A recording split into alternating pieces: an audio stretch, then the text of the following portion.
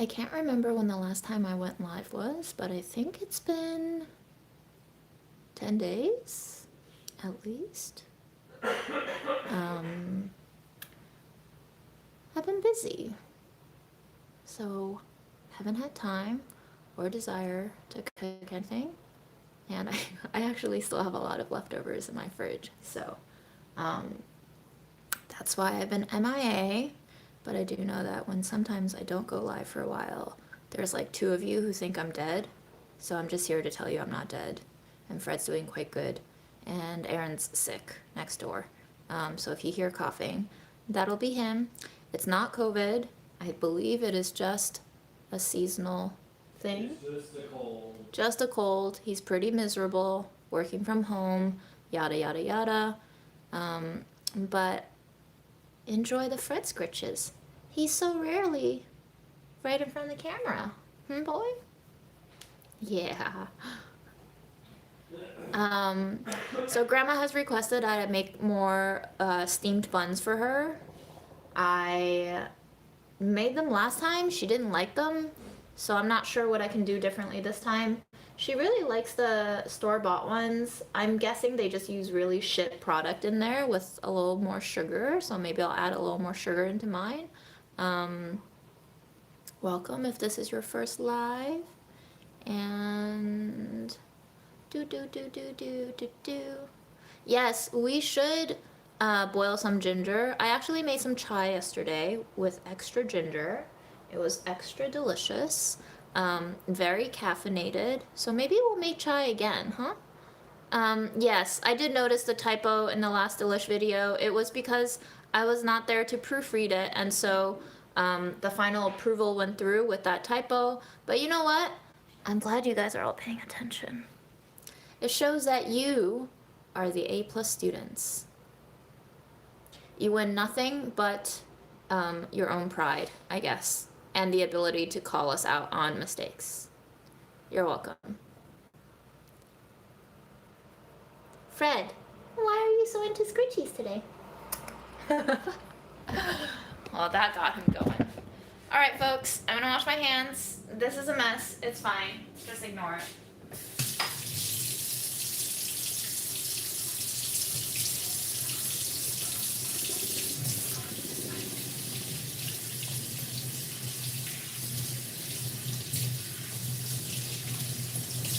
I should probably also turn my laptop on so I can see your chats.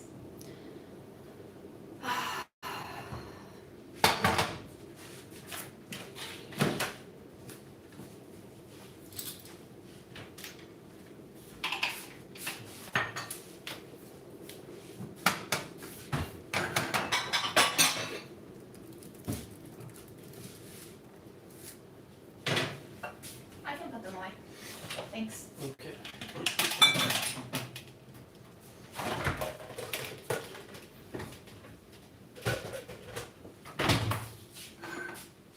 All right.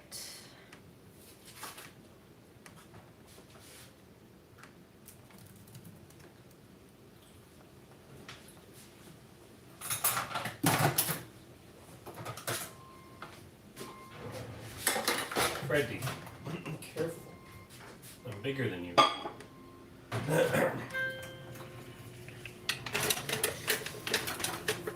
Yeah, I know. It really sucks.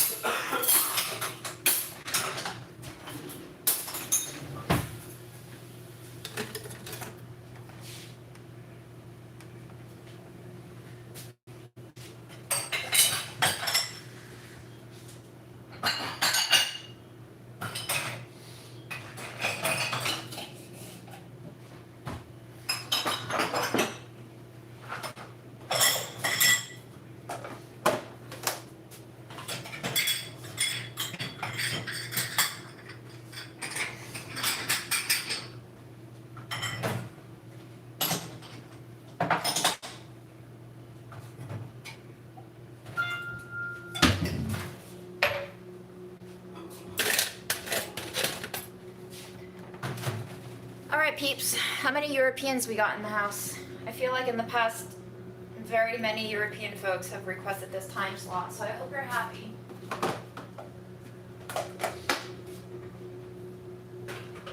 The mismatched socks. Yeah, it's because I always end up fucking one sock out of the pair up, and then I'm like, alright, I still have to wear the other one, so that's how they end up getting paired up.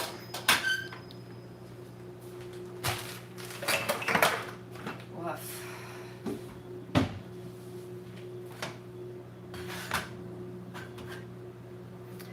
Scotland, UK, European of unknown origin. Those pants make me look mega tall? Really? Huh. Home remedies for menstrual cramps. Yes, just ginger and water. Boil them together, drink it. It works wonders for me. You're welcome.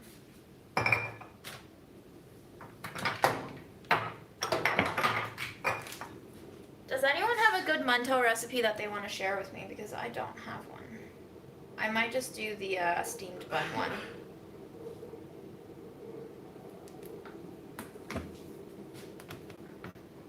Hi Germany, hi Ohio, not Europe, but still happy to have you. Hello Sydney. 3 a.m. you should go to sleep. Please.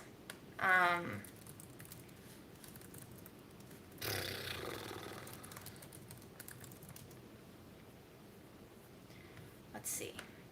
I will look up my own recipe because I've made it before, but we will do something different to it this time. Cornstarch, water, sweetened condensed milk, or honey. We have that. Fred, do you want to cook? No. Okay.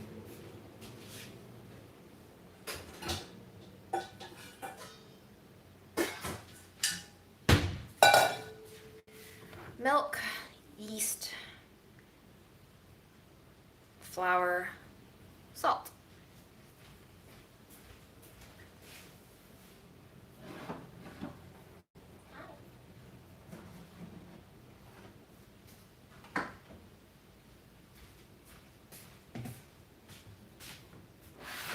In a small pot over low heat, whisk together cornstarch and water.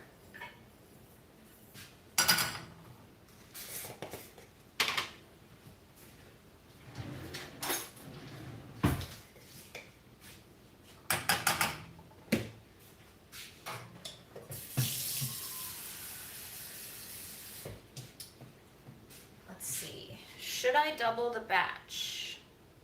I don't know if I have enough flour actually. Let's not double it, just in case Grandma hates it. So this is 2 tablespoons cornstarch to 6 tablespoons water. We'll heat it up. Get the plastic out of there.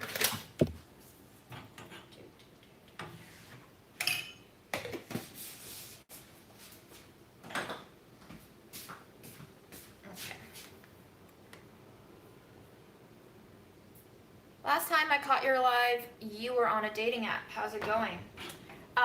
I burnt out. I lasted all of 10 days. It was fun. Very good experiment. Carolyn says, ibuprofen is the only thing I know that works for cramps. Ibuprofen works sometimes for me, but ginger tea actually works better for me.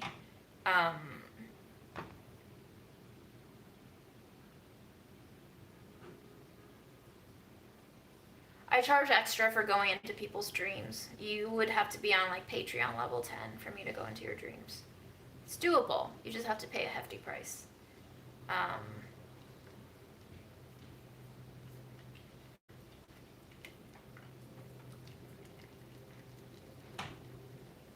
So we're cooking the cornstarch until it gelatinizes, like this.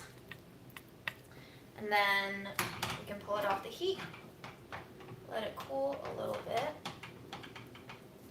Make sure all your nuggets are out of there. Yep. And then we're gonna add in our sweetener and our milk and whisk until combined.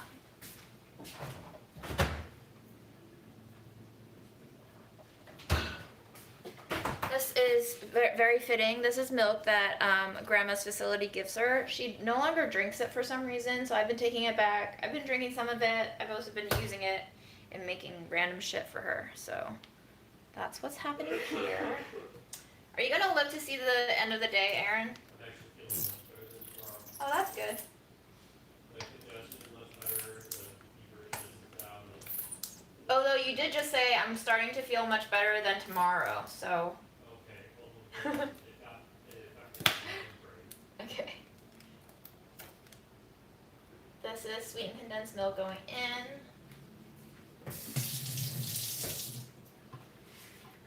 I might add a little more so that it reaches the sweetness level of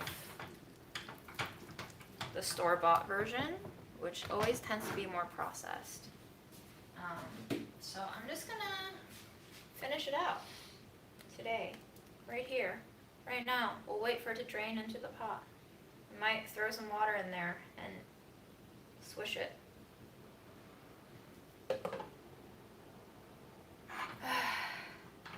Yeah, if you want to say your goodbyes to Aaron, feel free, you know. Have no regrets. Yikes.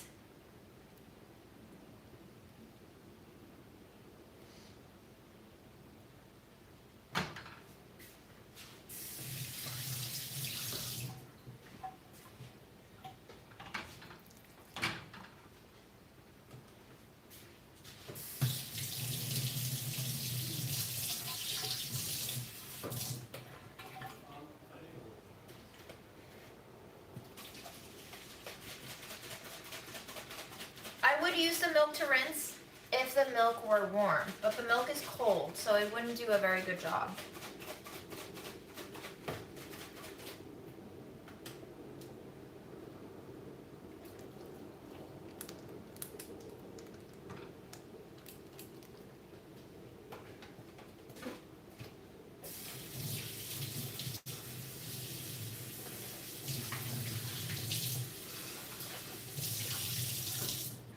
We love getting rid of stuff.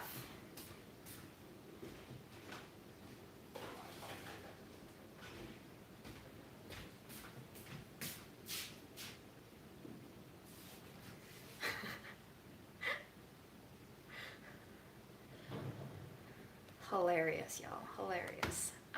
Okay. We are going to add our yeast. It is pretty warm. Might still be a little too warm.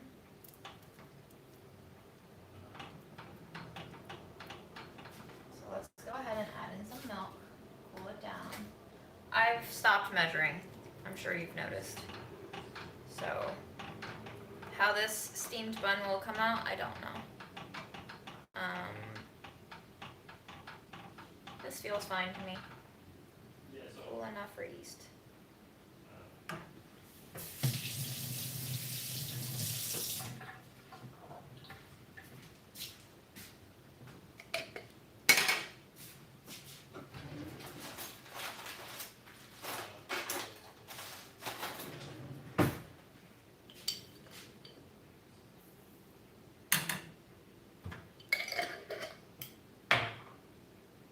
I do feel like maybe I should increase the yeast amount. Let's just experiment this time. I'm gonna double it to 2 teaspoons. It used to be 1. I feel like Grandma likes it puffier than I made it last time. Also, I think the munch power that she has with her teeth has gone down over the past year. So she likes things nice and puffy and soft.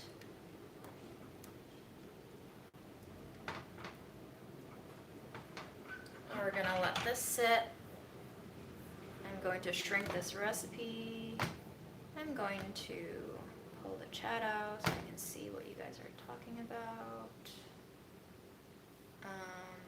Yeah, he just had hot tea. I do like fall and winter over summer and spring. And anyone else who thinks differently is wrong. That's it. I think summer is my least favorite season. Spring is just filled with allergies and life, and you know, we're all gonna die one day, so spring is just a false advertisement.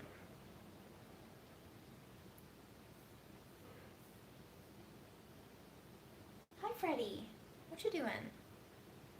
All right, we're gonna add our flour and salt in this container. This recipe calls for 3 1/3 cup of all-purpose flour,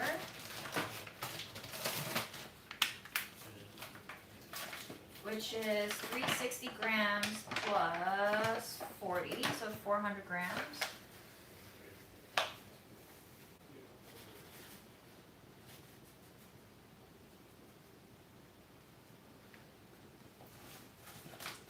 And just for Grandma's health, I'm going to add in a little bit of rye flour to make it slightly more wholesome. Also because I have the rye flour and I need to use it. This is rye flour that was purchased before the pandemic, and it says best if used by November 4th, 2020. So 2 years later, we are using it.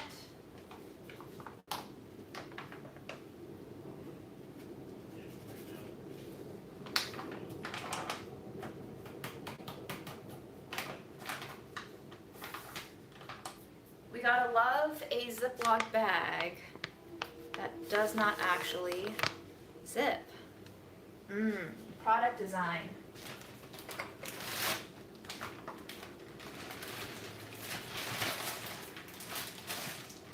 I have no words. I have no words.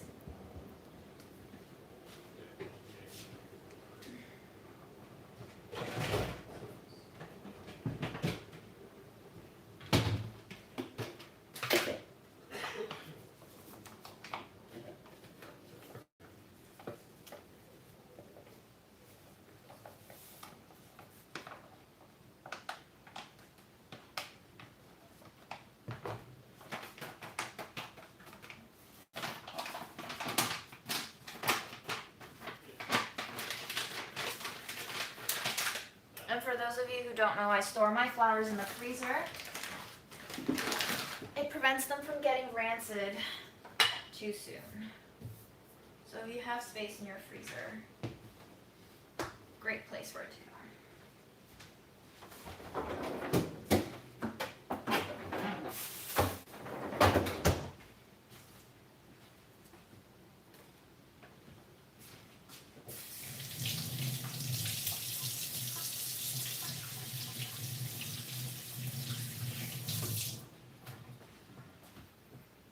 Fred is loving the camera today. Look at my boy.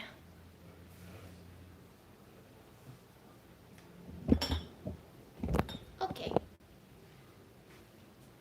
All right, Fred. We're gonna go in with a teaspoon of salt, maybe a little extra, because I feel like Grandma does not like salty things, or so she says. But I also feel like when you get old, your taste starts going along with everything else. And so sometimes she thinks things are flavorless, and that's why she doesn't like them. So I try to tread that balance very carefully.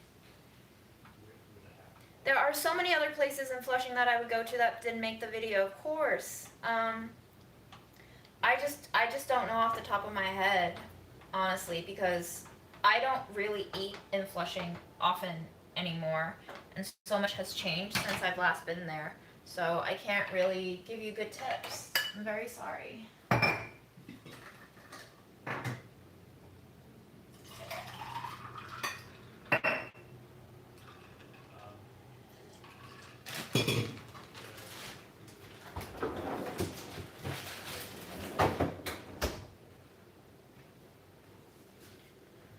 Next, what we are going to do is to combine these two things together.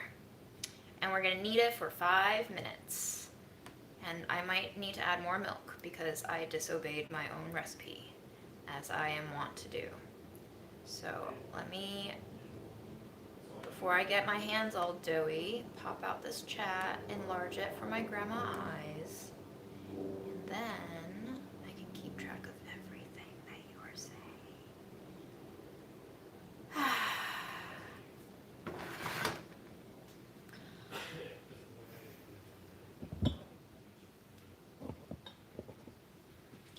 Fred too? I know 80% of you are here for Fred and not for me, so.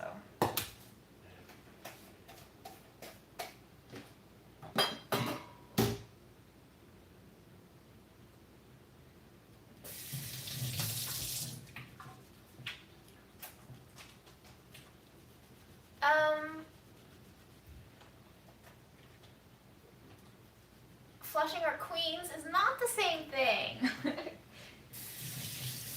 Queens is so big.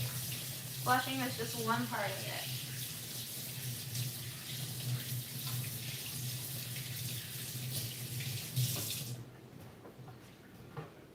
Hi, Kansas. Kansas. We have very many viewers from Kansas.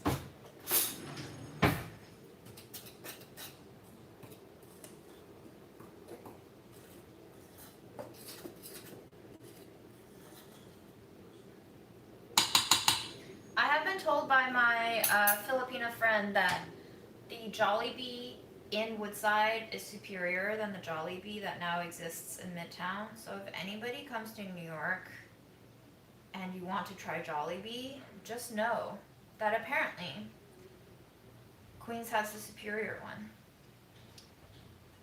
You might want to take a trip out here. We also just have superior food compared to Midtown, so there's that too.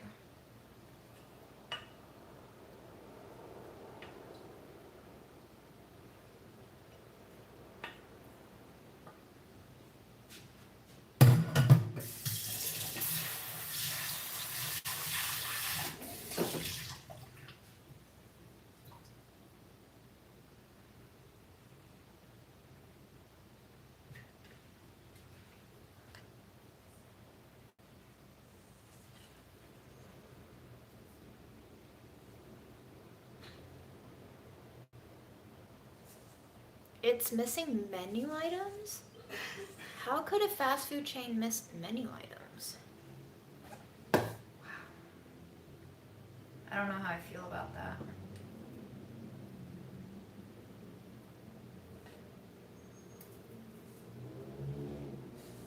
I also have a feeling that I really should not have just disobeyed my own recipe. I have a bad feeling about this. But what else is new in my life, right? Bye, Janice.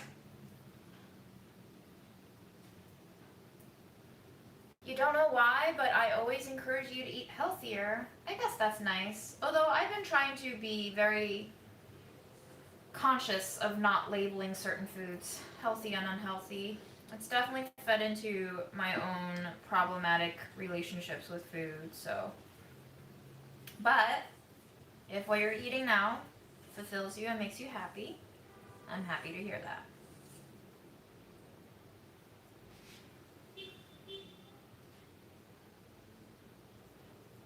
They didn't have the chicken sandwiches. Why even bother going there? That's disappointing. Actually, very disappointing. Okay, I should probably take off my watch.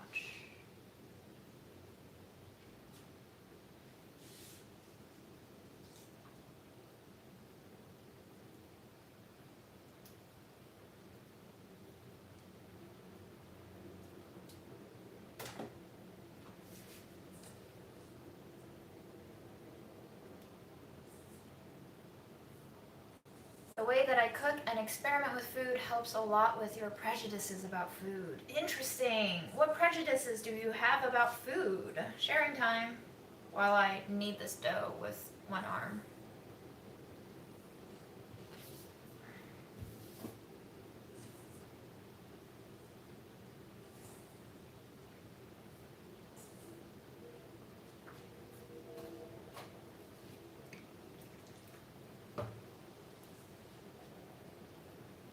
Hi, Tulsa. That weather sounds insane. Wow. Thank you for the dad joke. Appreciate it.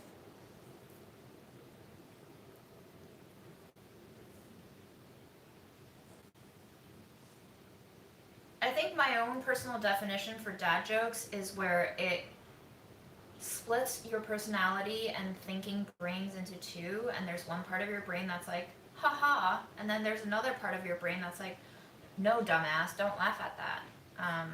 So it gives me a Fight Club identity crisis of sorts. Hey, Hey, Jim. what's up?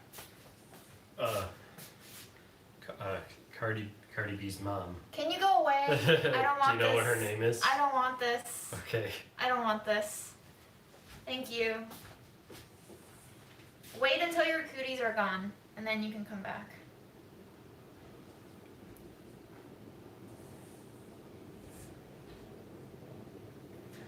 Wait, there's a Jersey City Jollibee? How did I not know this? I thought New York was the only one in the tri-state area that has Jollibee. Is this new? Is this Jollibee new? I also definitely should have gotten a bigger bowl. This is way too small.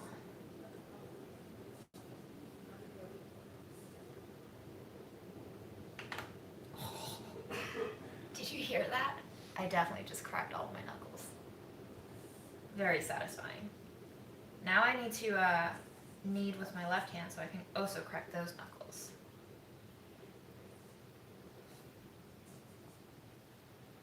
Tell me about which spices you've been using. I would love to hear new discoveries. There is a Vatican's Jollibees? What? That's crazy. That Jollibee was not there when I passed by the Vatican. Aaron, we went to the Vatican, right? Yeah. Yeah, we did not see a Jollibee when we went to the Vatican like maybe 5 years ago.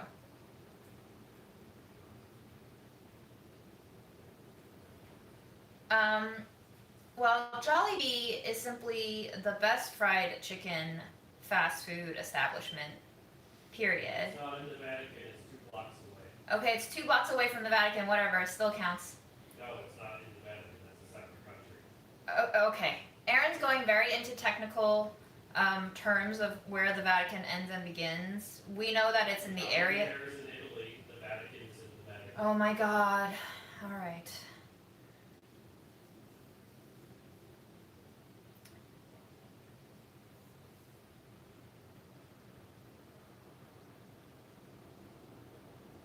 Fennel is one of my favorite spices. I call it one of my androgynous spices because fennel can swing both savory and sweet. It has sort of a licoricey fragrance to it, but it's not as astringent as licorice is, and it has a sort of slightly celery dill-like herbally flavor to it as well. So I think it works really well in different kinds of meats. I also like to put it in a lot of different kinds of baked goods, especially cookies with butter. I feel like it really does shine with butter applications.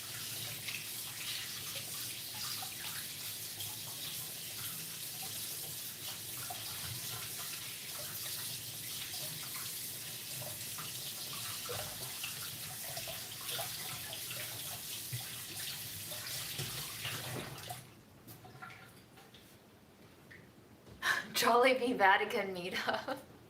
Okay.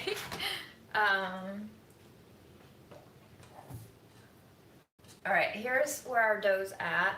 Pretty craggy, pretty dry still. We're gonna try to combine all the dries into the moist glob.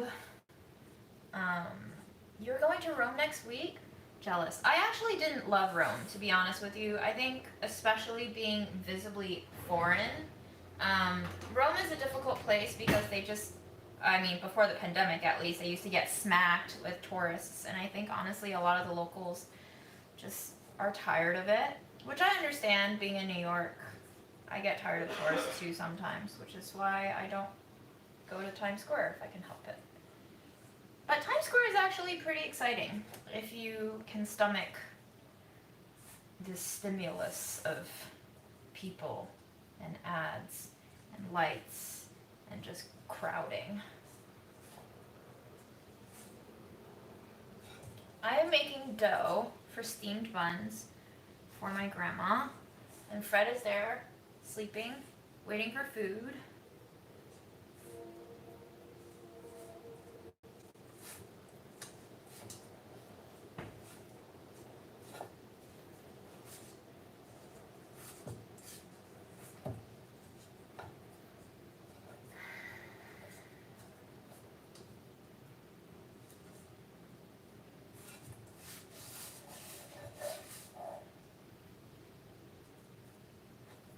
love to go to Germany.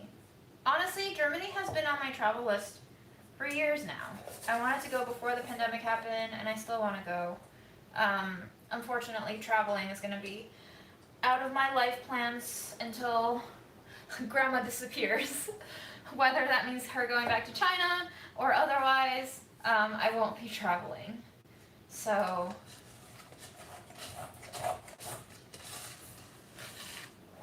one day, Germany, I'll come for you.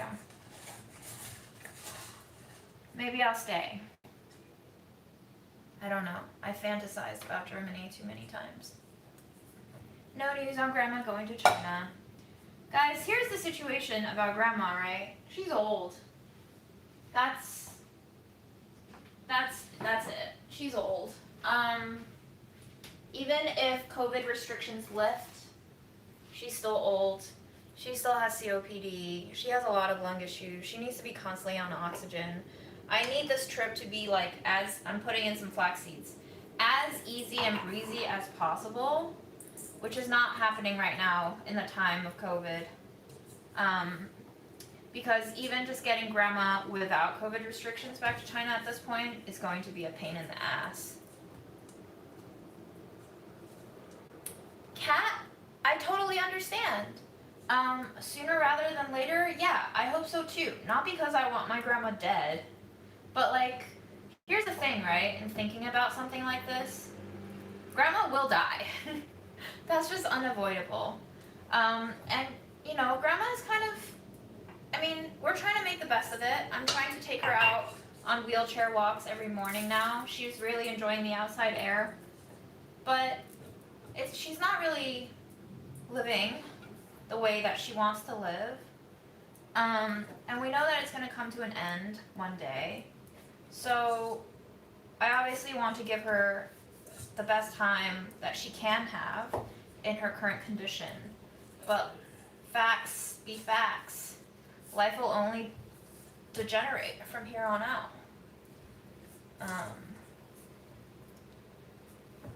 Oh, Holly, if you come, please bring me chocolate-covered digestives. Thank you very much. Yes, plane tickets to China can cost up to $10,000 now. There are also very intense itineraries that are not direct. It's just rough. So I'm trying to get grandma to like acknowledge the fact that she may never make it back to China while she's alive. And I've reassured her that even if she dies here, that I will be sure to take her ashes back to China so that she can be buried along with my grandfather. And, you know, yeah, it's not really traditional in Chinese culture to talk about shit like this. But I'm also not really a traditional Chinese person anymore. And so for my sake, and I think for her sake, it's just nice to know what's going to happen after. Conversations are only hard because we're not used to having them. They don't need to continue being hard. So the longer you avoid conversations, the harder they will become, evolving through generation after generation. This is a cycle that you can stop right now by having them. Holly, I really appreciate it. No P.O. box, but we also do have access to digestives here. They're just a lot more expensive.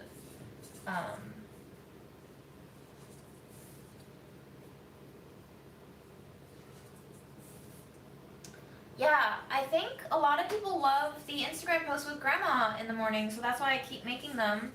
And some people also messaged me to say that they loved hearing us speak in Mandarin Chinese, which is why we are now doing little tidbits of Chinese in the Instagram stories.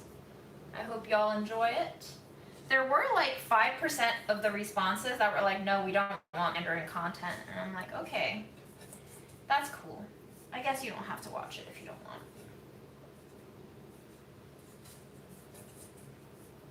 I added a little bit of cornstarch because I had already put the flour back in the freezer. And the dough is feeling a little wet. So now I'm just trying to combine it all in so that it's well hydrated, and we're gonna go until this dough is more smooth, and then we're gonna set it aside, and it's gonna rise, and you'll probably not see this dough again for the rest of this live.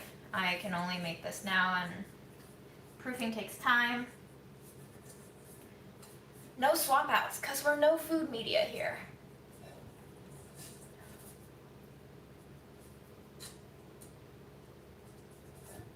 You may be the only one, but what are digestives? Allie, digestives are a magical, sweetened, graham crackery biscuit that is made with wholemeal flour and oil, and it flakes apart in your mouth like a wholesome shortbread, a little bit looser and crumblier than a butter shortbread.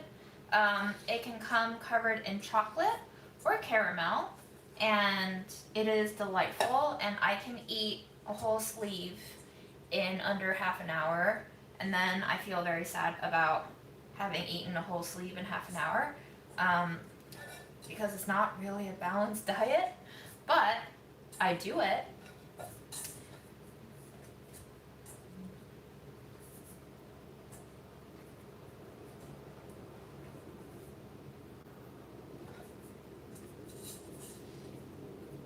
And the best brand, the name brand for digestives is McVitie's. So if you see McVitie's, that is like the Kleenex and the Oreo and the, I don't know, what else? Pepsi and Cola of digestives. And if you guys want to learn Chinese on here too, I'd be happy to accommodate. I can just start speaking Chinese randomly if you want. A lot smoother, a lot more hydrated. Still a little bit craggly, but as long as we let this rest, it should take care of itself in an hour. Gluten will develop even after you stop kneading it, because once you add water to the flour, it just kind of hydrates itself, and they work shit out, you know. They don't go to war or anything. They just mingle and they coexist, and then they create a bond. They create protein structures and networks, and they build a beautiful thing together. It's often turned into bread, and it nourishes us. They don't go to fucking war.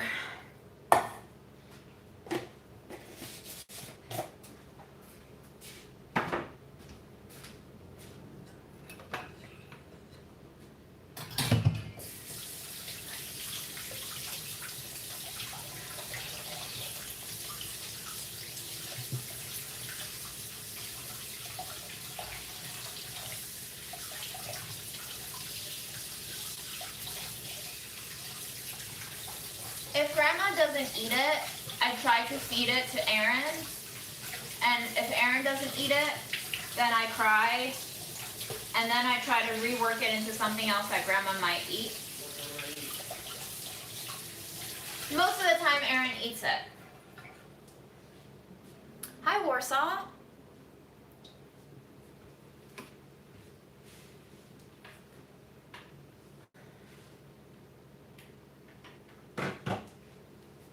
What are some underrated cuisines more people should try? I mean, I can only speak from like the Northeast American coast perspective. I don't think Indonesian food is as popular yet, but I think it is just as tasty as like Thai and Vietnamese. So if those two are very popular, then why not Indonesian food?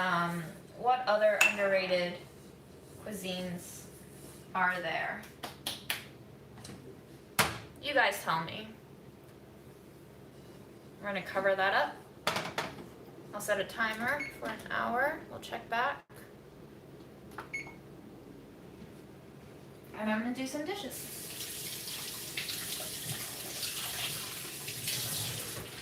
Yeah, you're gonna have to pay a hefty dollar to see Aaron try coconut things. Afghan cuisine, yes. There are a few spots in Queens and New York, but I've actually not had that many Afghani food. So, Korean's been pretty big in New York, definitely in LA, a lot of presence.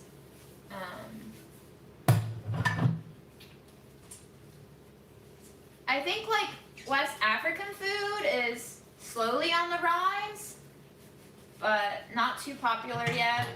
I feel like out of all the different African cuisines, the only ones that I knew, well, the only one that I knew before this year, really, was Ethiopian. So where are all the other African cuisines? Highly underrated. Because I don't even know about them.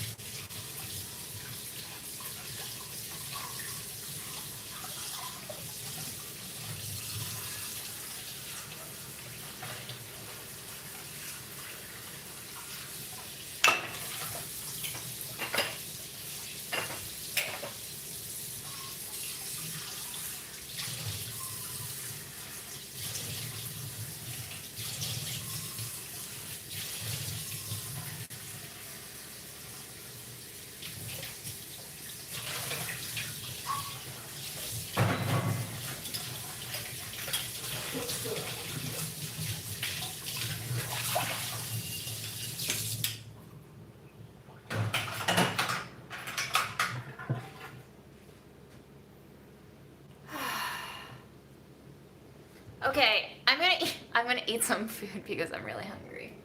What should I eat?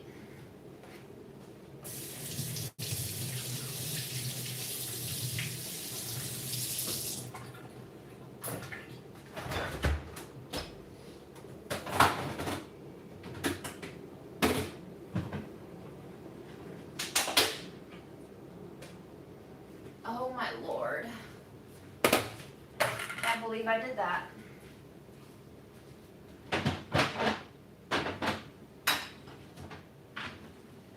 Here's spell buoyancy. Buoyancy? You want me to spell buoyancy? Yep, spell buoyancy. Buoyancy.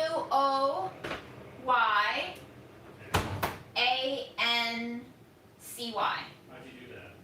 Because I know how to spell 9th grade words. I had no idea the first Y would be in there. There's. Okay. You said B-U-O, right? Buoyan. Got it. You got it.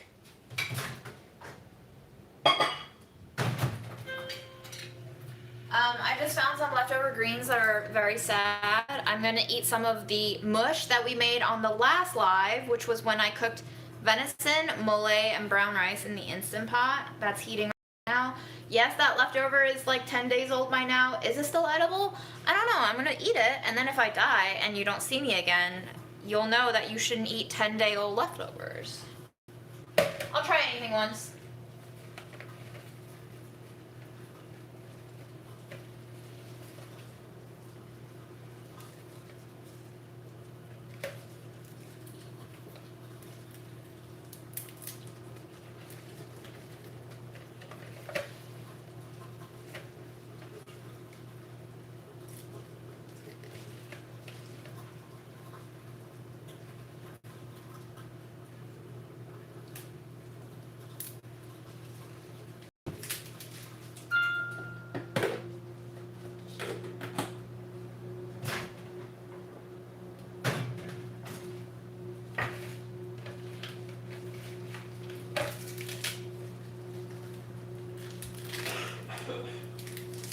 So I usually just heat up leftovers until it's steaming hot, and then I put salad greens straight in there, and I just mix it. Yeah. Do I cook for a living? Uh-huh. Do I give a shit about what I eat? Very rarely.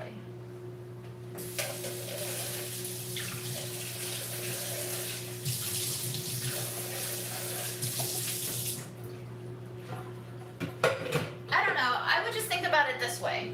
Food is pretty integral to our lives, right? But even if I am a professional in food, it doesn't mean that I go the full 9 yards, what's that saying? Every time I eat, because like if you do makeup artist as a job, you don't spend the rest of your waking hours putting makeup on yourself, even if you love it, because it's a job. And the rest of the time, You're just a human being.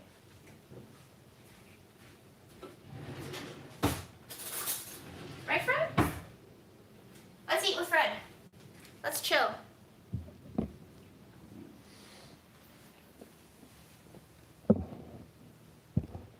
Hi, Freddie. What do you smell? You wanna smell my food? Cincinnati spaghetti. Yum. I would like to have time to do something else, like hang out with friends. Be a real person. You hang out with friends constantly. I try to hang out with friends constantly because, you know, who knows?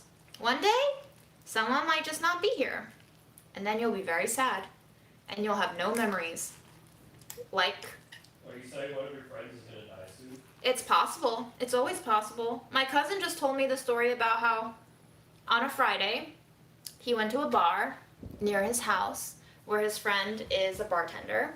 And he brought over 2 special beers so that they could try it together. And they had a beer taste testing.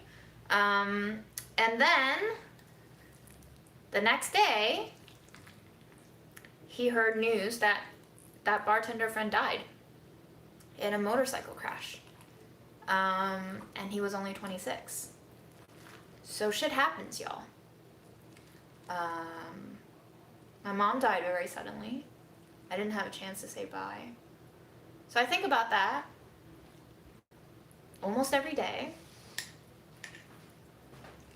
And it has changed the way that I live. Why does it seem like pets never just die suddenly like people? They always just get older and we have to kill them. Because they don't really live lives, we keep them prisoner. They're sheltered. Right, Freddie?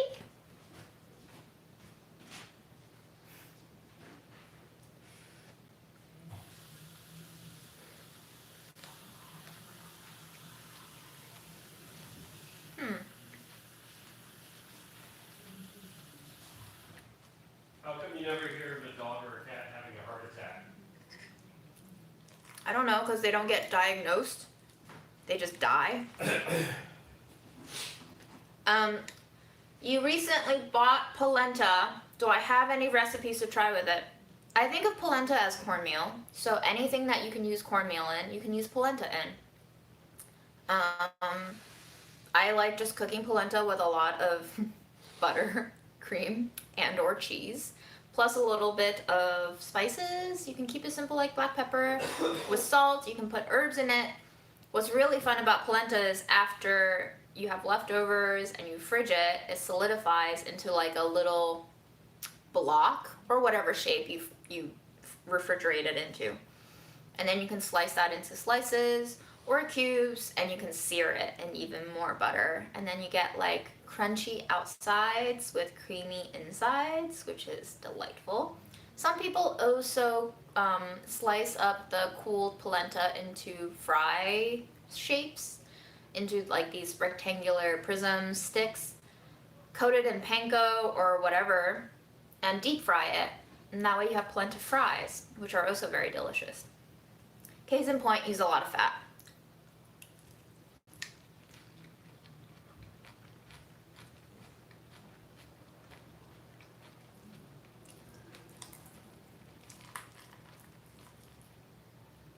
I don't really know how YouTube notifications work.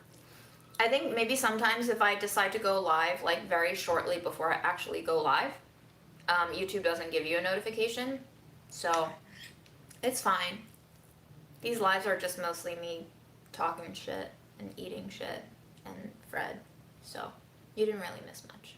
Welcome.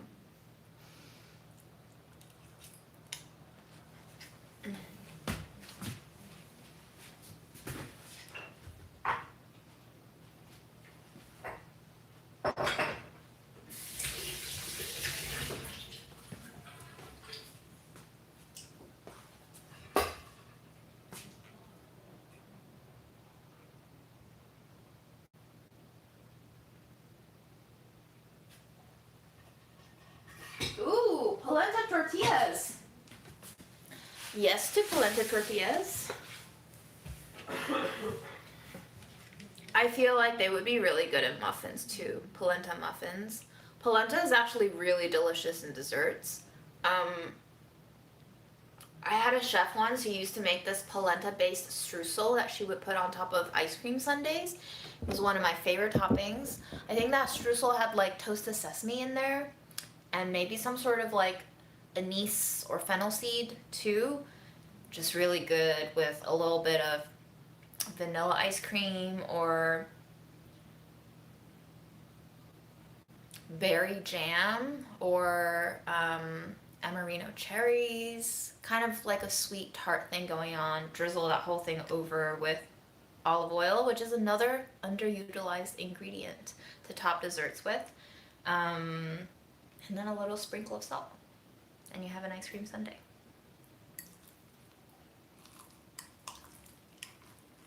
You feel less lonely in your house when you hear me talking in the background. I'm happy to be here, keeping you company.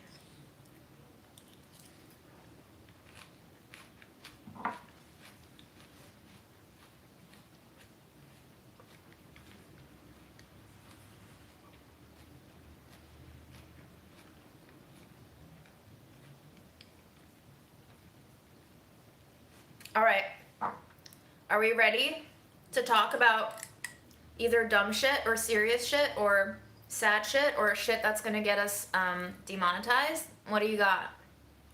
I'm ready. The Midnight Club. I've never even heard of that one. Speaking of TV shows, I think last time I mentioned I was watching The Patient. I highly recommend watching The Patient. Fred's favorite movie. Good question. I'm not sure he's into the movies. I'm pretty sure he's just into food. Right, Freddie? Not very. I will say, though, when I was watching Squid Game, Fred was very into that. He would sit very close to the computer. And I will also say that I think he has a crush on Sabrina Claudio, and she is a fantastic singer. Her voice is like satin sheets with whipped cream. You know, that feeling. And Fred is very into her. So that's where his head's at.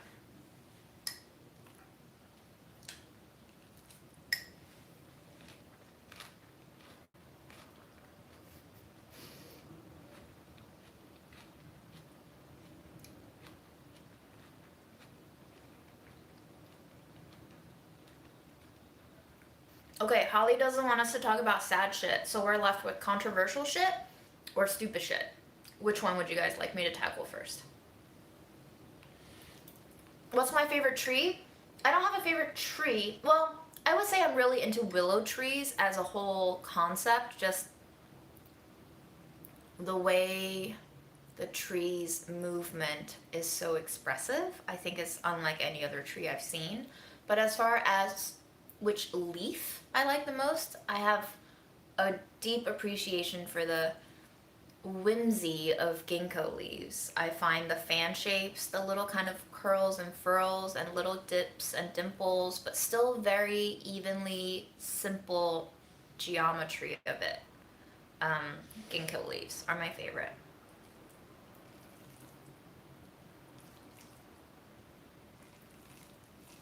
Do we like the sound? What hobby or activity would you like to learn given no restrictions?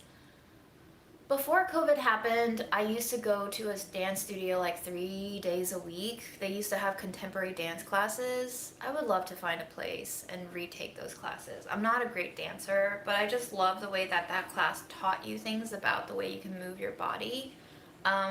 It was very freeing in a lot of ways, and it made me hold my body differently.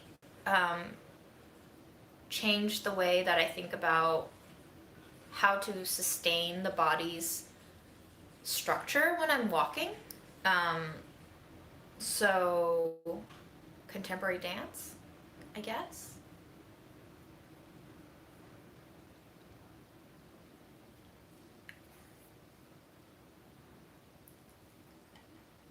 Ooh, talking to trees. I haven't tried that one yet. But Maybe. I would love to cut my hair underneath a tree. That sounds like a lovely date with myself. Have I ever been to the Bay Area? Yes. San Francisco is the Bay, right? I've been. I love the farmer's market there. I walked a lot, injured my foot walking a lot. It's very hilly. It feels very sprawled. The neighborhoods don't feel connected at all. Pretty impossible to get around without a car. So overall, I don't think I can live there, but god damn it, I miss that farmer's market so much.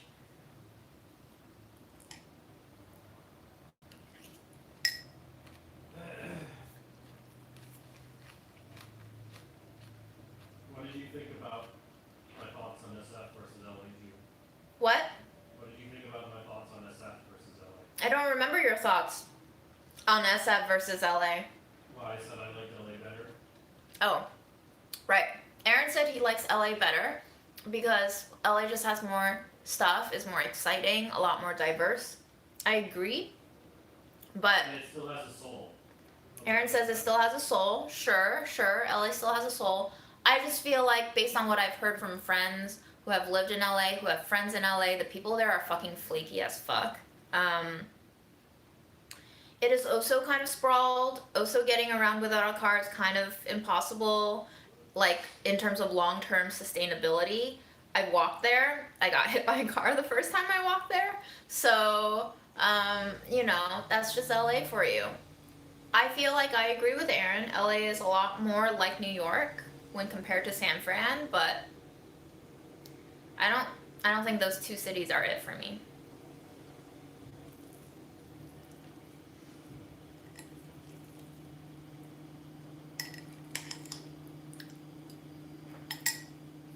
There's something human about the fake Hollywood striving, whereas SF is just like money corporate. Aaron says there's something human about the Hollywood striving in LA, whereas SF is just like all well-paid tech workers. Sure. But even in striving for Hollywood, I think you turn plastic in a way.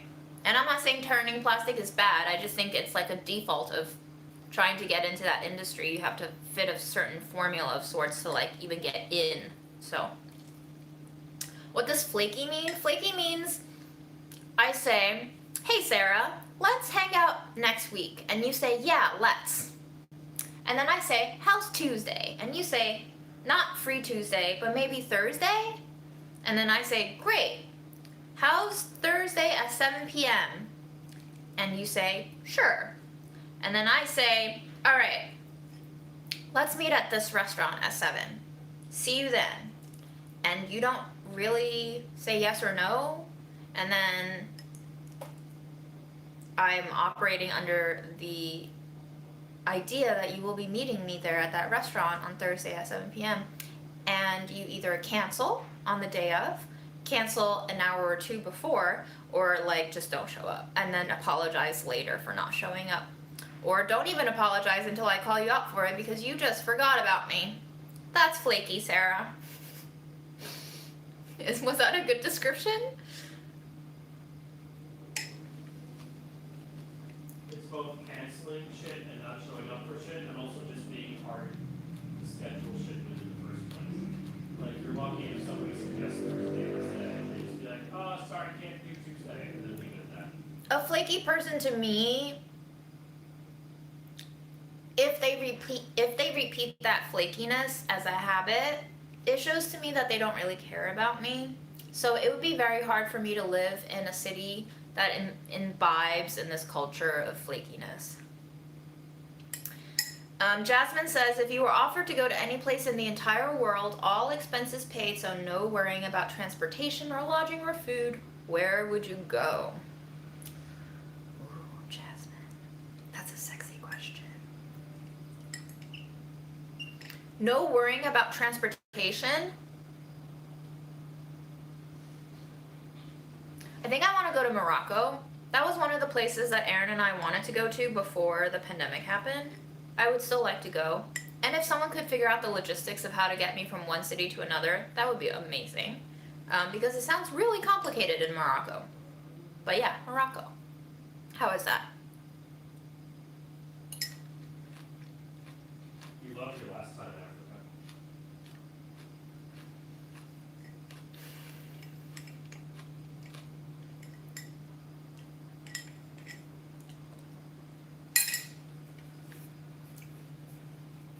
I would love to go to Scotland too, just to hear the Scottish accent. Somehow so attractive to me, I don't know why. It sounds hilarious, but...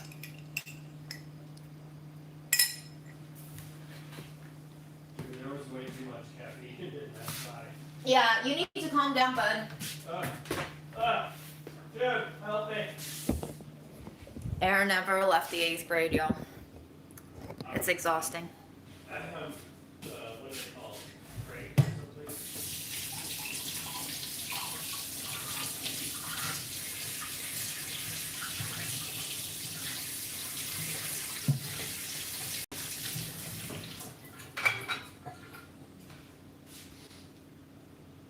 Josh got back-to-back AFC Offensive Player of the Week. Cool. Congratulations, Mr. Josh Allen.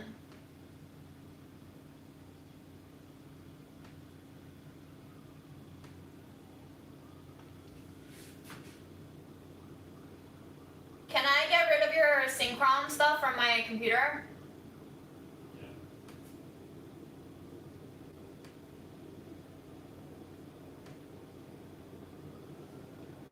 Great. Alright guys, I'm gonna eat mango, but other than that, I don't think we'll be cooking anymore today because I'm tired and also this dough has not gotten anywhere. Actually, it has. It's poofed. Alright, let me fold it. Let me do a folding.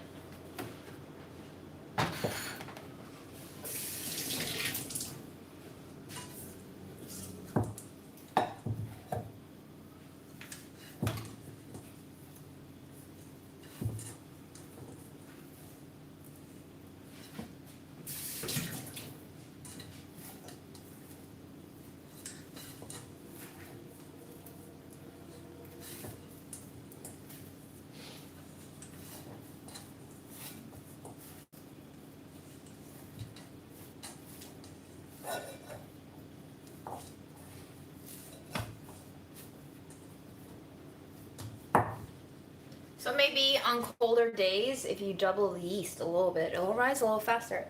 But be careful because once the yeast kind of poofs your bread up, that means it's fermenting. And once it ferments, that changes the flavor profile of your baked goods. So even if you want something to proof faster, it might not be the wisest thing to add more yeast because it'll taste more acidic if you don't control the proofing properly. Not only acidic, but sometimes if you have too much fermentation going on, it can taste a little bitter too. So you have been warned.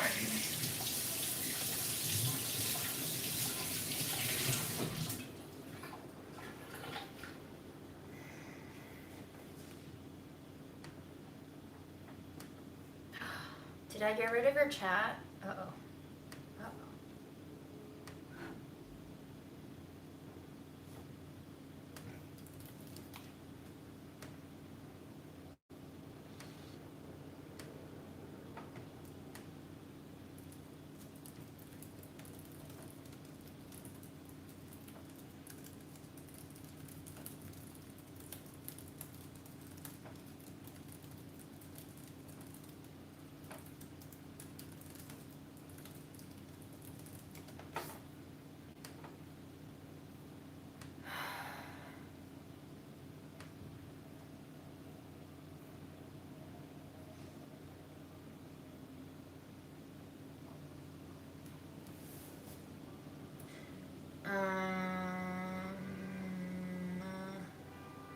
Bye, have fun at work.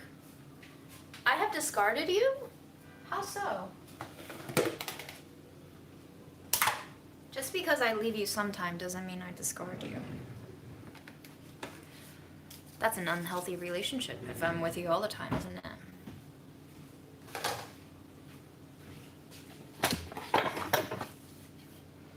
In the meantime, if you have any questions for me or topics of discussion, feel free to let me know. Otherwise, just gonna eat my mango in peace.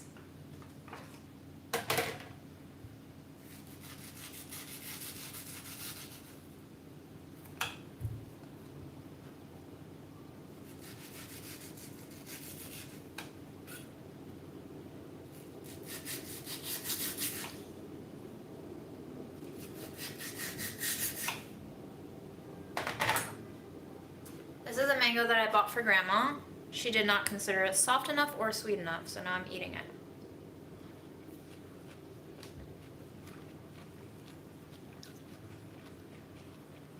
Would anyone like to answer Jasmine's question about why I was sniffing the cutting board?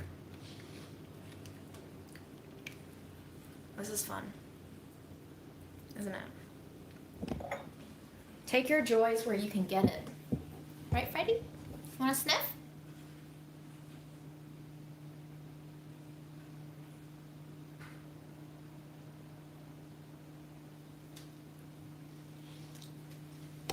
Indeed! If you cut savory stuff like onions and garlic on your cutting board, and then you proceed to cut stuff like mangoes and apples that you don't intend on making savory, or cooking into a compote or chutney, it is probably best for you to sniff it so that you don't have garlic scented mangoes. Unless that's your thing, of course.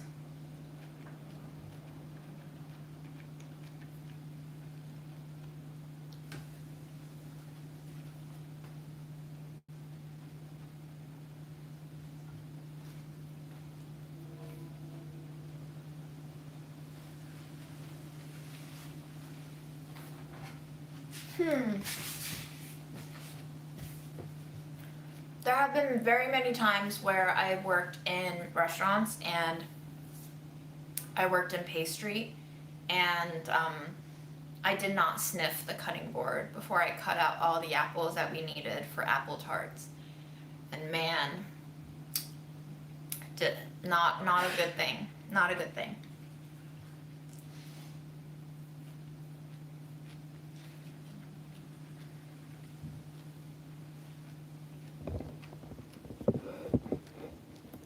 It's Q&A time for Fred.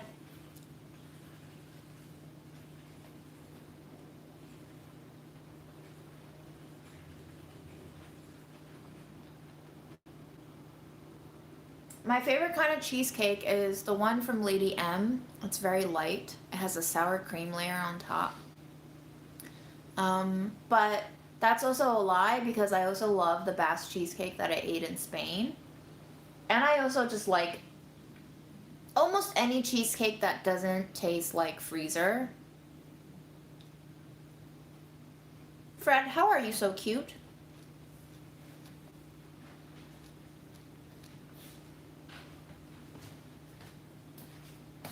Fred's favorite part of the morning routine is getting fed.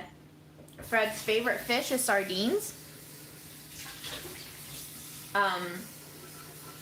My favorite kind of apple shifts, but almost guaranteed that any kind of russet apple I like.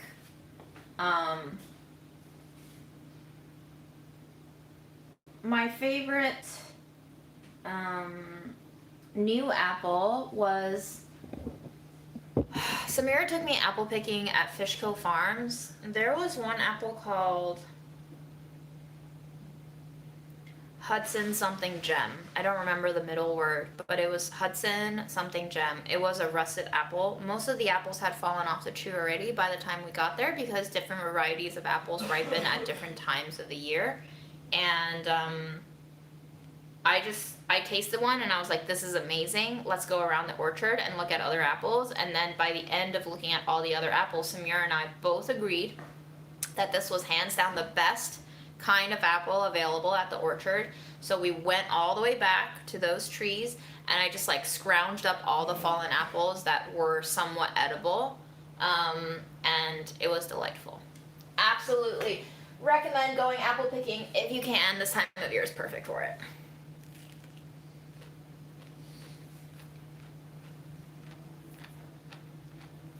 Freddie, how old are you?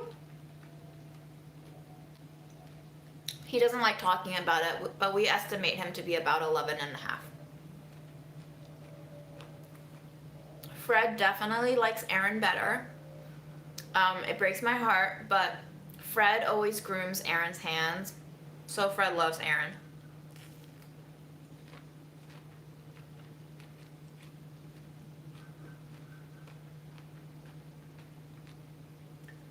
Are there any bread flours that require yeast that are not wheat flour? Um, you can put yeast in anything, including cookies. So the whole thing about putting yeast into bread dough that is wheat flour based is that wheat flour has gluten in it, which forms gluten networks once you combine it with water. So it creates this webbing of sorts that the yeast can then blow up into like balloons, basically. That's why your bread needs to proof and the air gets trapped, and the network of gluten traps that air in until you bake it, and then you bake it, and then you wait for it to cool, and then the structure holds even after the water content has evaporated. If you put yeast in something that is not wheat flour based, that means you don't have as strong of a gluten network available. So that thing, even though you yeasted it, might not actually proof and poof during the bake. Some people like the flavor of yeast too, so they just put it in for the flavor. I don't know. Very many different recipes and traditions exist. Do you rather watch movies instead of going out? Which one do you prefer? I like watching movies at home. I'm not a movie theater girl. I like the experience of watching things privately so that I can react to them on my own. I feel like when I go to movie theaters, half of my brain is always like, how is everybody else reacting? And then I then feel kind of compelled to react in the same way. And then if I don't react in the same way, it kind of distracts me, because then I start metacognition on why I'm not reacting the way everyone else is reacting. So it's just like very fraught of a viewing experience for me. I'm also not really into action movies or like blockbusters, so there's no point in me having that cinematic experience. Most of the movies that I like tend to be drama, dramedies, dark comedies, just more. Well, I guess there are also like beautiful compositions in movie cinematography that would look amazing on the big screen, but all in all, I would say if I had to choose between movie theater for the rest of my life or watching at home on my laptop, I would choose watching at home on my laptop. Also, you can pee anytime. You don't have to like walk over people to take a pee break. You can pause the movie. It's just convenient. I'm lazy. I like convenience, okay?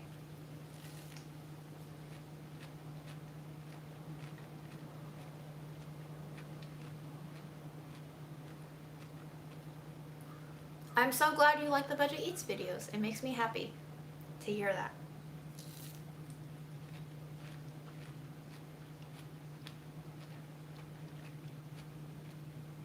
I've not seen or heard of Black Books. What is that?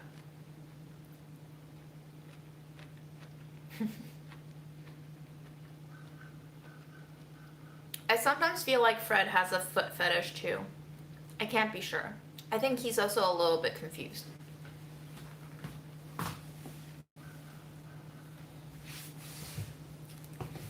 Fred got his ear cut because he was a street cat, and they nip the ears on street cats when they TNR them, which stands for trap, neuter, release. And they do that so that street cats just don't reproduce uncontrollably, which ends up being more cats in the shelter.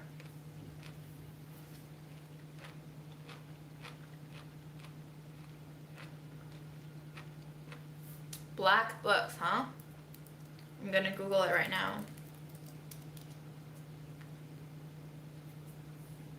British sitcom created by Dylan Moran and Graham Linehan. I don't know how to say that name. Broadcast on Channel 4, running for 3 series from 2000 to 2004. Set in London bookshop called Black Books. Won 2 BAFTAs and a Bronze Rose at the Festival Rose d'Or. How would you describe this show to be.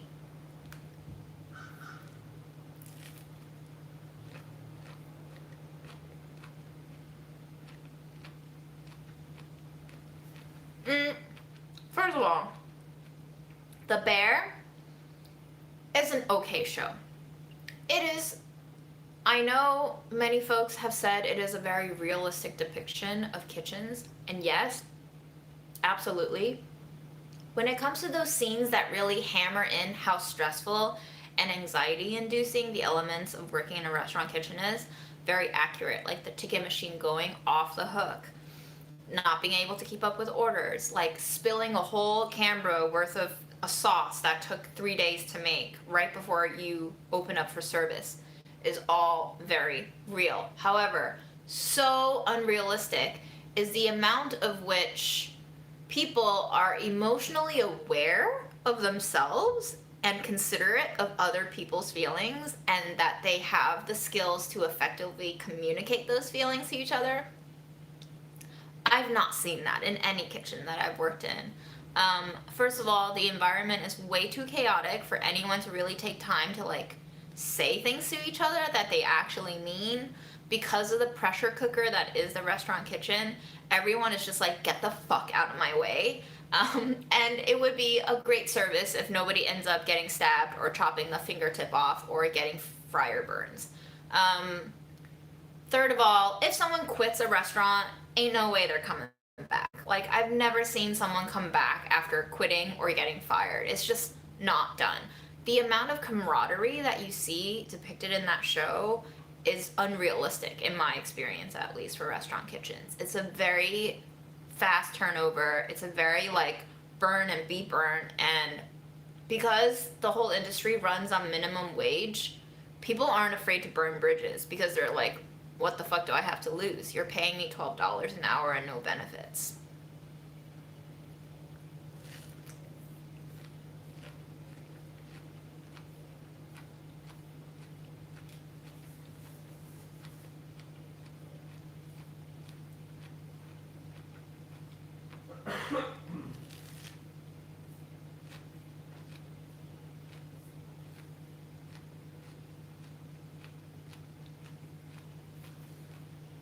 And the bad communication, on top of everything else, was what really broke me and made me decide to finally leave restaurant work, because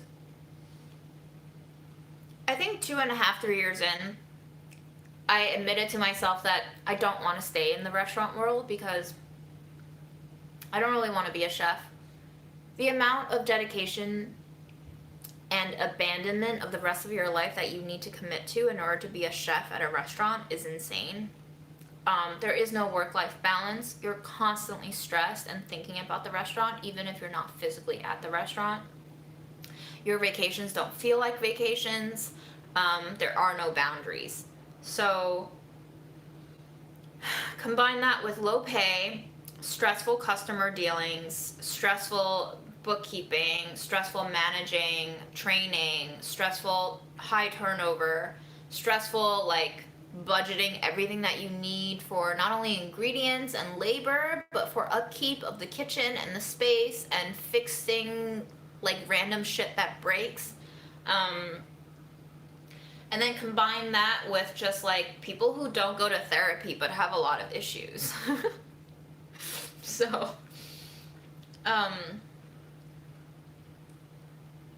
yeah, not for the faint of heart or body or mind or soul.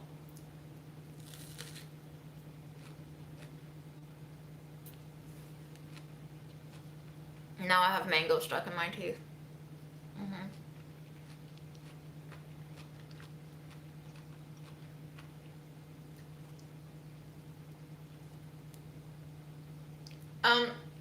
For wheat flours, I would highly recommend checking out if you have farmers markets. God, this mango. Farmers markets usually have more local ancient grain varieties that they grind themselves. It's much less processed. Could be helpful for allergies and sensitivities.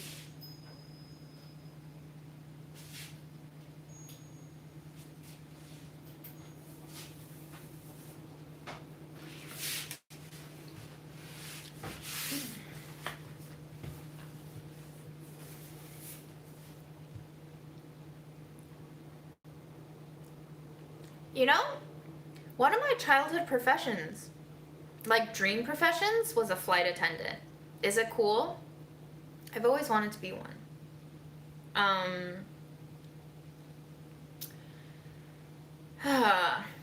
Fit Fiddle says, June, do you want to work at all? LOL, you really sound completely anti anything resembling work, girl. Come on. Why? Do you want to work?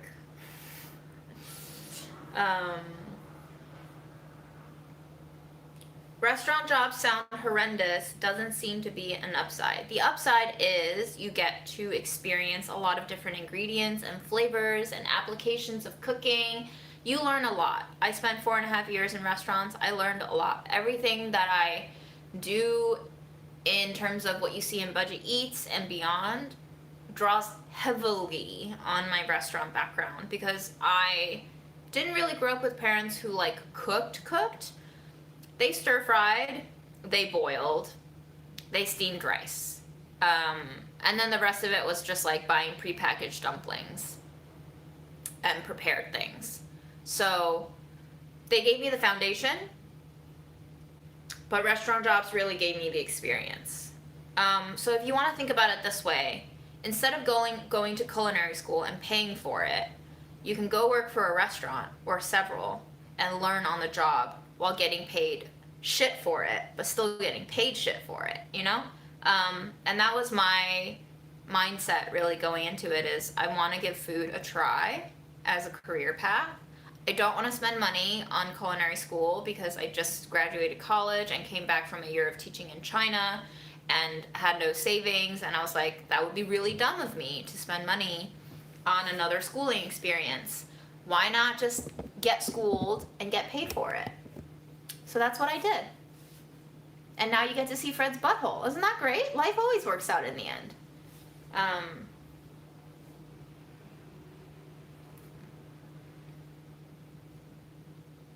Okay, I'm glad you enjoy working hard.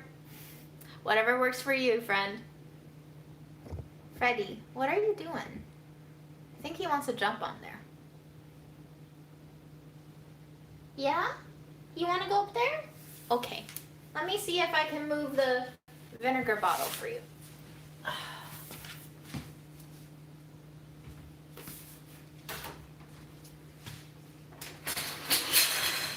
Okay, Freddy. Ready for you. You want to go?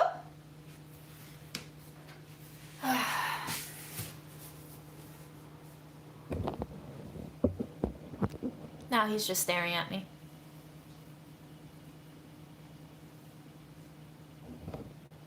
You know what they say, kill them with kindness. It's a skill. Very useful. Hi, buddy.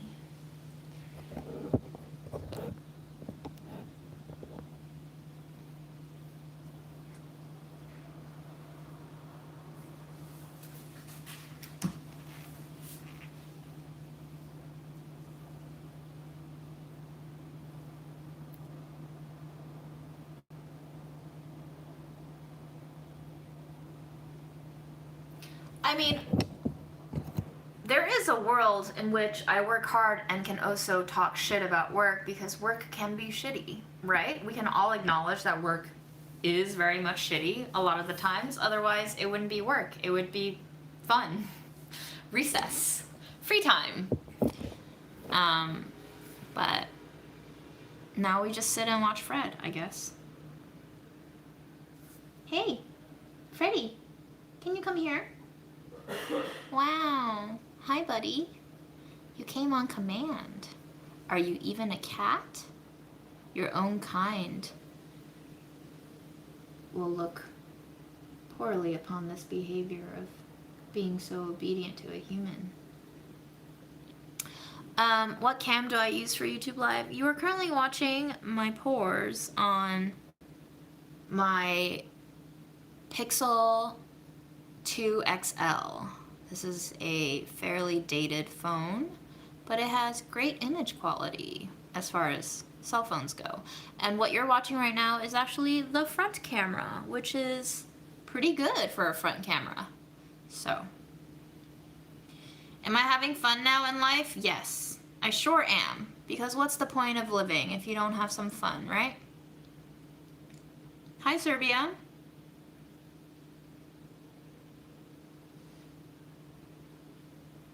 Filmmakers that I like. I used to like Wong Kar-wai. Then he made some really shitty movies, and I was like, why'd you do that? I like the early Chris Nolan stuff. I love Memento. I love Yorgos Lanthimos. He is the director of Dogtooth and The Lobster and The Favorite, and the Killing of a Sacred Deer, which was kind of fucked up and weird and twisted. He makes very uncomfortable movies sometimes. I would say The Lobster is my favorite. It is by far one of the most easy to consume and digest of his works so far. Lars von Trier, I absolutely cannot stand, except for Melancholia. I do love Melancholia. I think it is one of the greatest depictions of what depression feels like in cinema. And the opening scene of Melancholia is just fucking gorgeous. Art.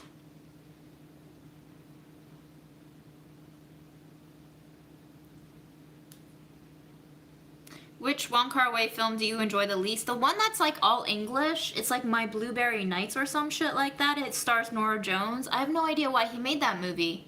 It really broke my heart. I don't understand what happened there.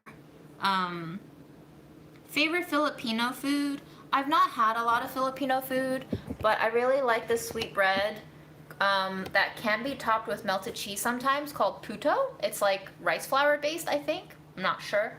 I also really like pancit, but pancit exists in many different variations. My favorite one is the one with the thin rice vermicelli noodles. So there's that.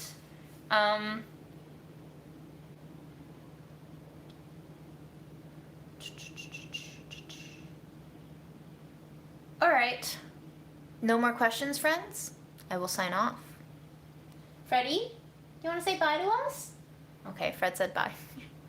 I hope you have a great rest of your week. Happy Wednesday. Oh, let me look at the dough one more time. Maybe we give it one more turn.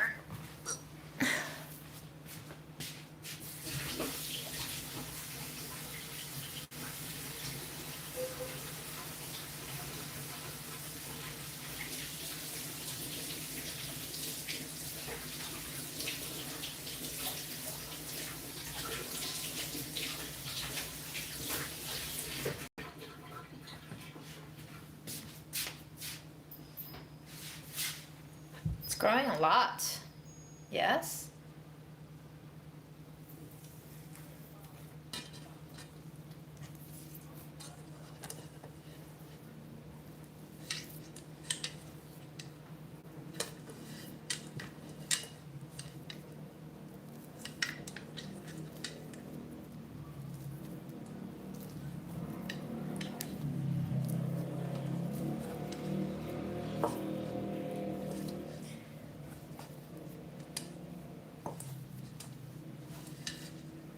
You know what? I think I can shape these now. Do you want to see me shape these for a little bit? They're poofing so fast because I added the extra yeast. My floss pick for the mango. Sorry, I'm disgusting.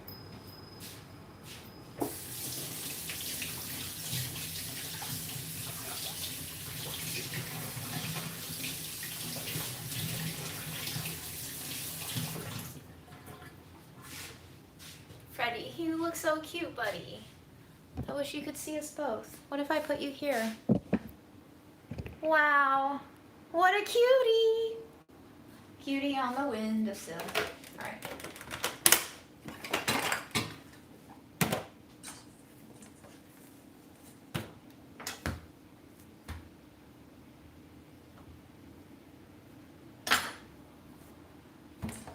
Does this not look like seitan?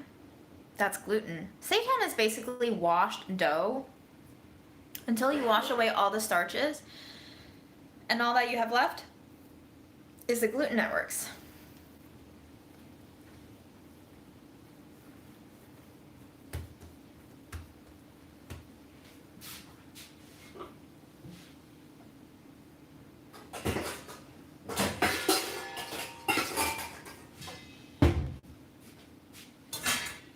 Freddie.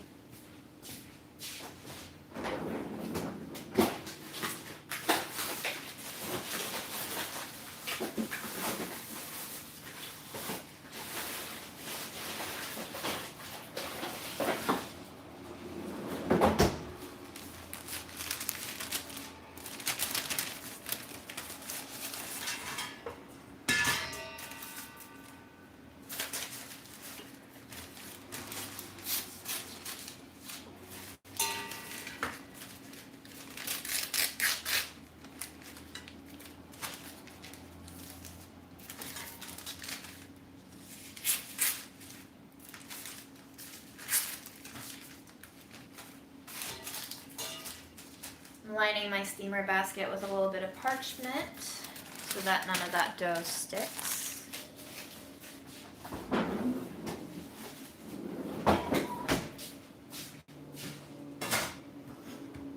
Now I think Grandma likes these fairly small, so I'm going to try to make them small.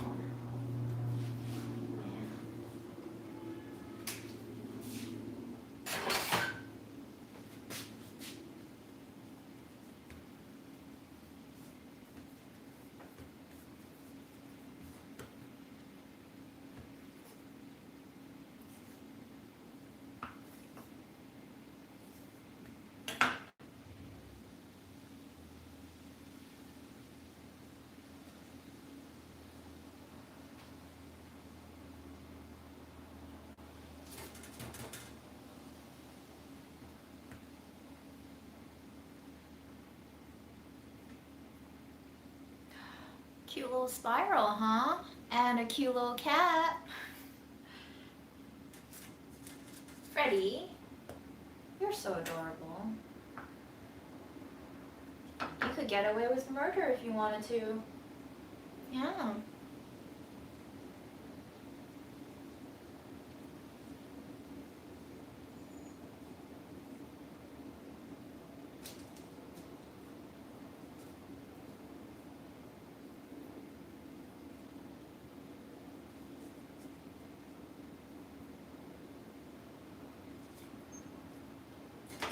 So I have them shaped.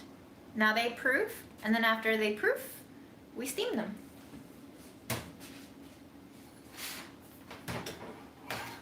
I wish I had more steamer baskets. Maybe I do. Let's see. Let me see.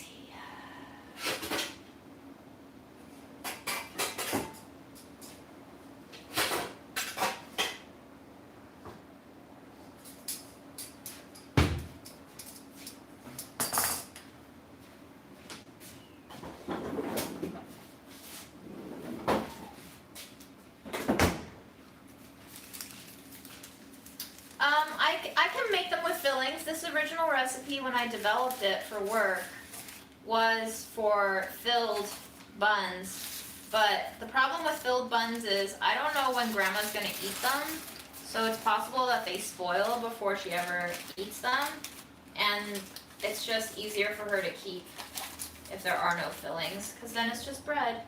It's less likely to spoil.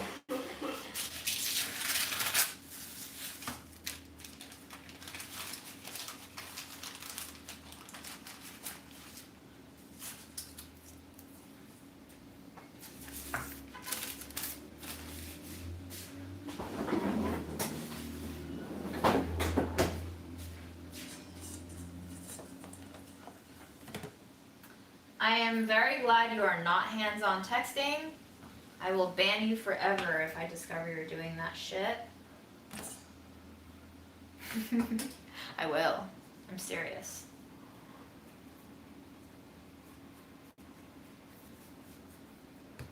Don't text and drive, please.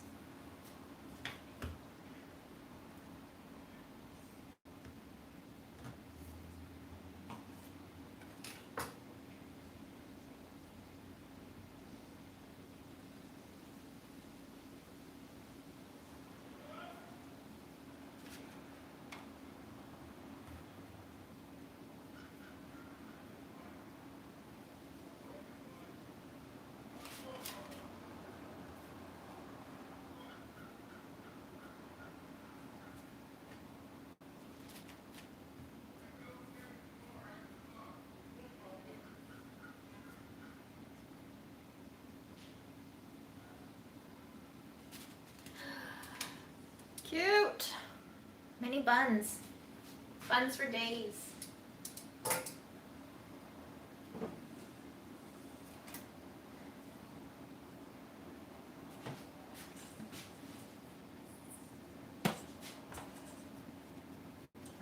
So what I think I can do is perhaps I can shape these. Put them somewhere.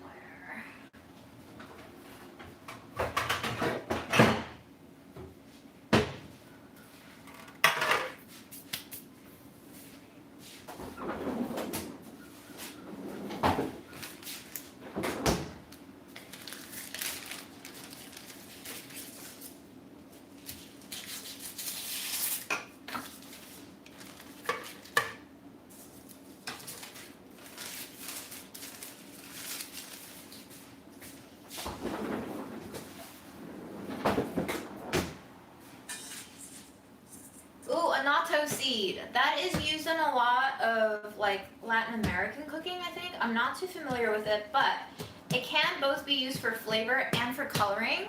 It gives you a delightfully red color. So if you want to just, I don't know, experiment with it, marinate some meat in it or whatever. You're asking someone who has used it maybe once when she was working as a food stylist's assistant, not even my own recipe. So I am not the authority on this subject matter.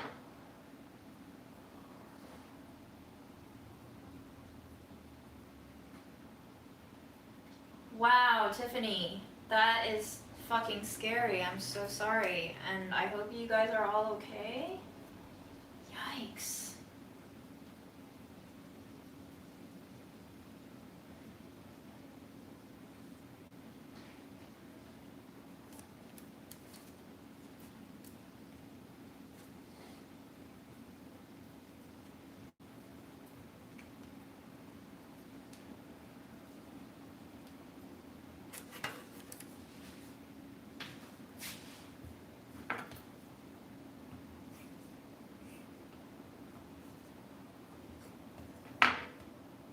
Yes, you really should go to sleep. I don't know why you stayed up to watch this shit. Definitely not worth it. Bye. Thanks for joining.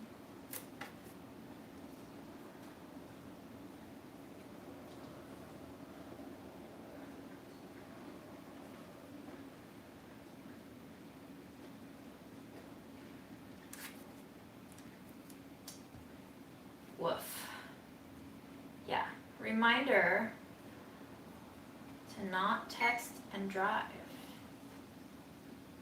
With great power comes great responsibility.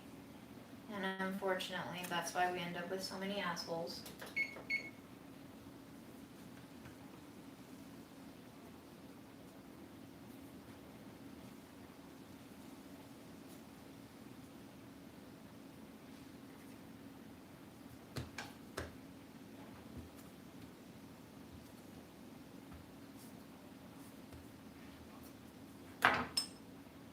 Hi, Canada. We're not really cooking anything. We're just shaping some little buns for Grandma. I'm gonna let these probably chuck them in the freezer or just let them proof a little bit because I don't have enough steamer setups to cook all of them at once. So that's what I'm doing.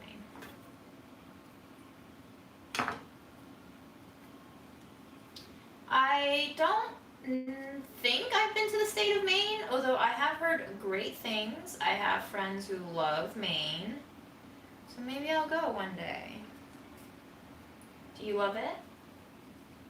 Steamed buns are the same thing as bao in Chinese culture, yes. Indeed.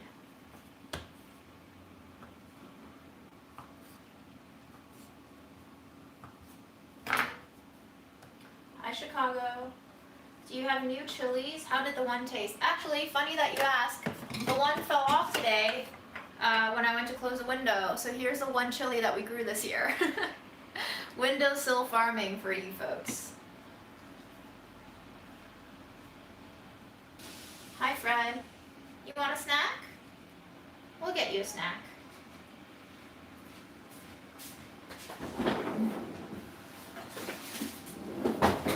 After I finish with this, okay? I'll get you a snack.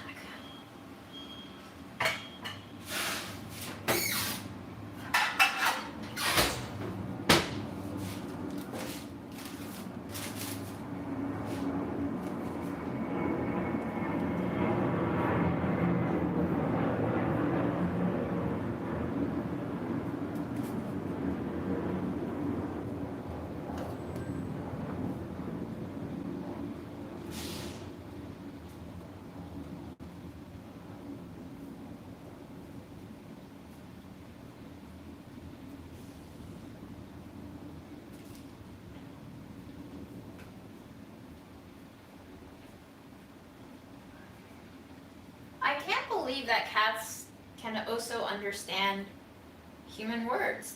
I thought that was like exclusively a dog thing, but I guess it makes sense.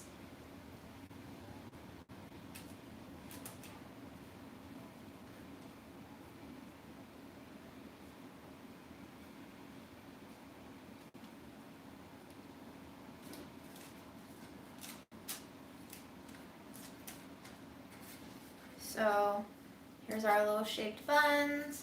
Here's these. I'm going to wash my board, my knife.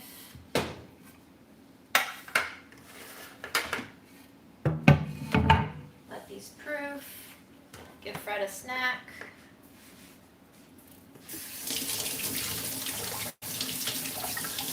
Although I guess he's very content just being on the windowsill right now.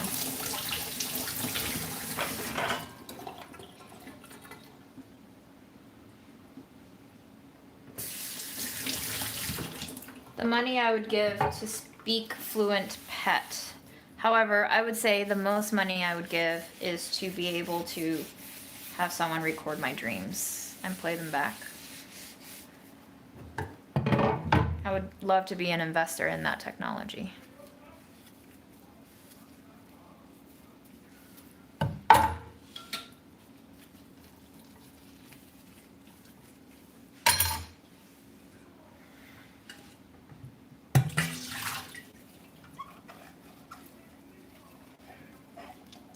Can you hear the guys talking outside my window?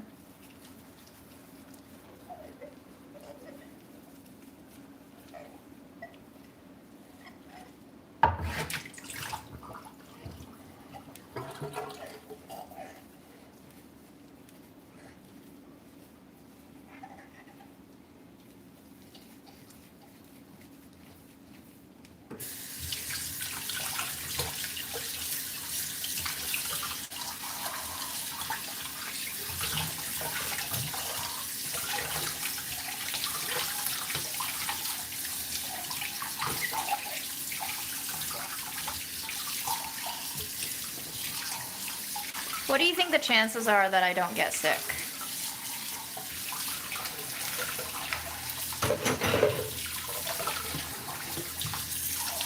Will I escape whatever Aaron has?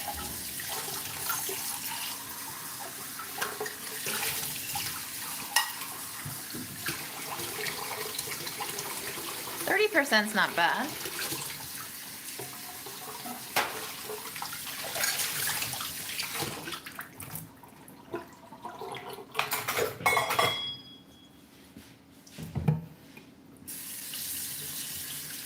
$50-50. The odds are getting better.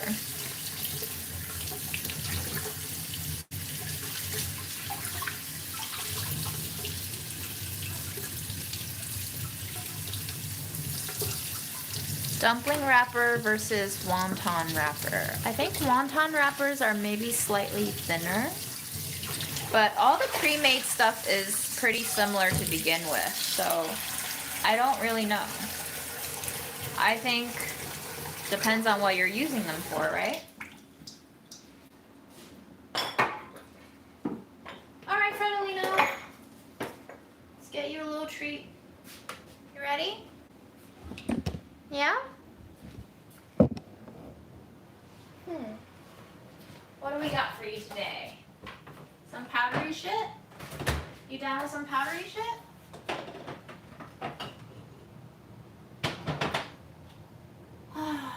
Yeah, I know.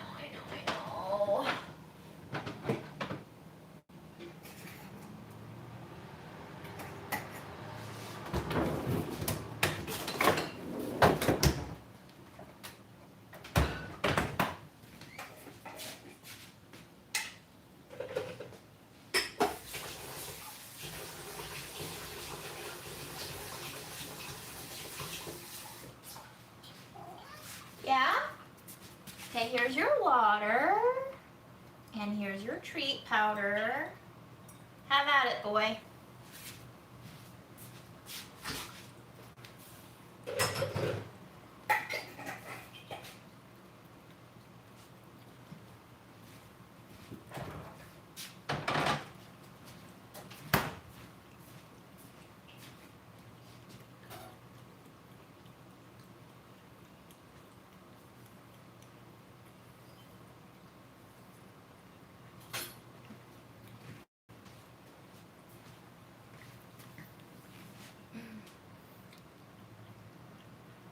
What a happy boy.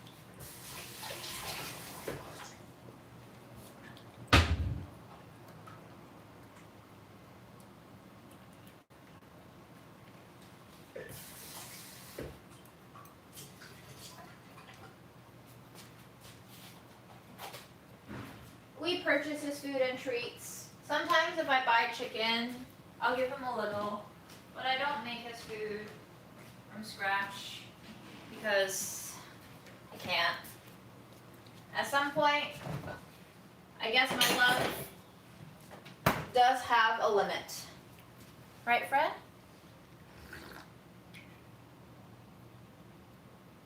He does. He's not into chai.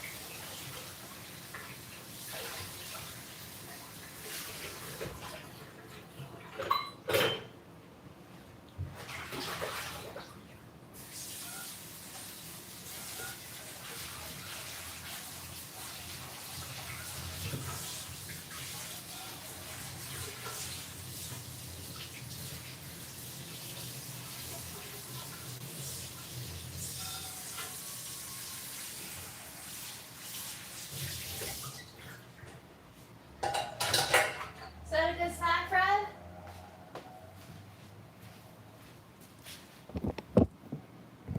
Thanks for tuning in. We'll see you next time.